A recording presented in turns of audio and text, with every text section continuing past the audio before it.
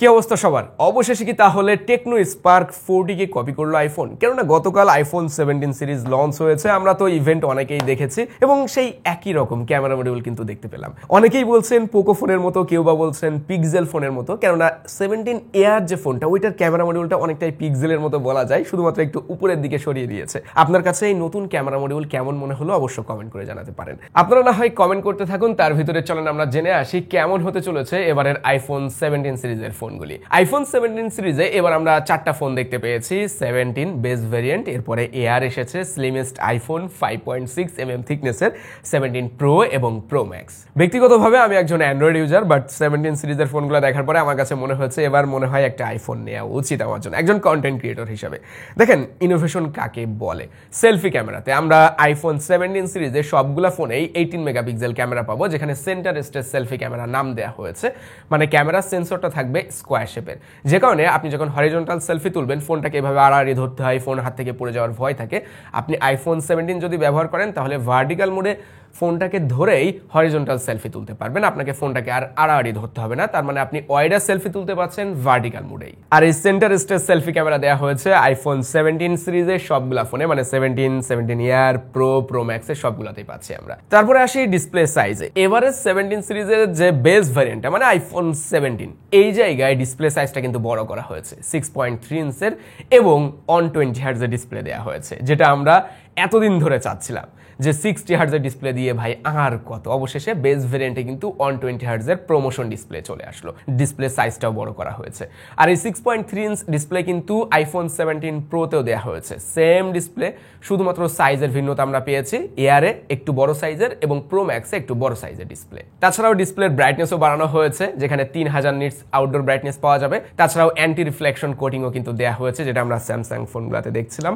সেই same coating system কিন্তু আমরা আইফোনেও পাবো, যে কারণে আউটডোরের রিফ্লেকশনের জন্য যে সমস্যাগুলো হতো ভিজিবিলিটি নিয়ে, সেইগুলো কিন্তু আইফোনে আর থাকলো না। নেক্সট জাম্প আসলো ক্যামেরাতে। আইফোনের 17 সিরিজে প্রত্যেকটা ফোনেই আমরা 48 মেগাপিক্সেল ক্যামেরা পাচ্ছি, আলট্রা ওয়াইড থেকে শুরু করে টেলিফটো এবং ওয়াইড অ্যাঙ্গেল। যেখানে আমরা প্রো এবং প্রো ম্যাক্সে সেম ক্যামেরা সিস্টেম পাচ্ছি, 48 মেগাপিক্সেলের আলট্রা ওয়াইড, 48 মেগাপিক্সেলের টেলিফটো এবং 48 মেগাপিক্সেলের ওয়াইড অ্যাঙ্গেল। এবং এখানে কিন্তু টেলিফটোতে আপনি অপটিক্যাল জুম পাচ্ছেন 8x পর্যন্ত প্রো এবং প্রো ম্যাক্সের ফোনে।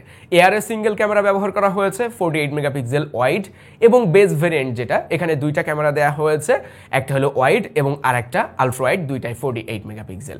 বাট বেস ভেরিয়েন্টের এই ফোনে আপনি ইন সেন্সর অনেকটা অপটিক্যাল কোয়ালিটির বা টেলিফটো কোয়ালিটির 2x জুম করে ছবি তুলতে পারবেন। আপনাদের কাছে আইফোন 17 এয়ার ফোনটা কেমন মনে হয়েছে?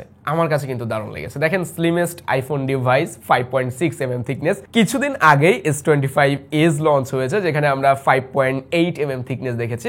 মানে S25 এর থেকেও কিন্তু পাতলা হয়ে গেল আইফোনের এই এয়ার ভেরিয়েন্টটা। এই ফোনে দারুণ কিছু বিষয় রয়েছে কিন্তু, যেমন আইফোনের 17 সিরিজে শুধুমাত্র এয়ারে আমরা টাইটানিয়াম ফ্রেম পাচ্ছি, বাকি ফোনগুলোতে কিন্তু অ্যালুমিনিয়াম ফ্রেম দেওয়া হয়েছে। ফোনটাকে মনে হয় হালকা পাতলা করার জন্যই টাইটানিয়াম ফ্রেমটা দেওয়া হয়েছে। এবং এই ফোনটা কিন্তু পাতলা হলেও যথেষ্ট পাওয়ারফুল হবে, কেননা এই জায়গাটায় আমরা A19 প্রো চিপসেটটাই পাচ্ছি। তবে নজর কাড়া কিছু জিনিস আমরা দেখেছি 17 প্রো এবং প্রো ম্যাক্সে, যেখানে ডিজাইন নতুনভাবে করা হয়েছে এবং 17 প্রো ম্যাক্সের ফোনটা কিন্তু এবার আমরা 2 টেরাবাইট স্টোরেজে কিনতে পারবো। যাই হোক, ইউনিবডি ডিজাইন করা হয়েছে অ্যালুমিনিয়াম ফ্রেম দিয়ে। মূলত 17 এর এই যে পিছনের জায়গাটা, ছোট্ট একটা জায়গা জুড়ে থাকছে গ্লাস, যেখানে সিরামিক শিল্ড দেওয়া হয়েছে এবং ক্যামেরা মডিউল থেকে শুরু করে উপরের এই জায়গাগুলো কিন্তু সবই অ্যালুমিনিয়ামের ইউনিবডি। তাছাড়া আমরা এবার ডিসপ্লেতেও কিন্তু সিরামিক শিল্ড 2 পাচ্ছি। কিন্তু এই জায়গায় একটা বিরক্তিকর বিষয় রয়েছে, আমি জানি না কার কার ভালো লেগেছে কার কার খারাপ লেগেছে, কিন্তু আমার কাছে বেশ খারাপ লেগেছে। 3টা মাত্র কালার দেওয়া হয়েছে 17 প্রো এবং প্রো ম্যাক্সে, অরেঞ্জ, ডিপ ব্লু আর সিলভার কালার। ভাই এইটা কোনো কথা? এই অরেঞ্জ কালারটা কার কাছে ভালো লেগেছে? আমার কাছে খুব একটা ভালো লাগে না। এত বোল্ড কালার, এত লাইট কালার আমার কাছে আসলে খুব একটা ভালো লাগে না একটা স্মার্টফোনের জন্য। সো এই জায়গাটায় আরো কিছু কালার ভেরিয়েন্ট কিন্তু থাকার দরকার ছিল। আপনার কাছে কি মনে হয় জানাতে পারেন। এই তো ছিল আইফোন 17 সিরিজের ফোনগুলি সম্পর্কে গুরুত্বপূর্ণ কিছু তথ্য। এখন যেটা বলছিলাম শুরুতে যে একটা আইফোন নেওয়া উচিত, আপনারা আমাকে একটু সাজেস্ট করেন যে কোন আইফোনটা আমার জন্য আসলে বেস্ট হবে।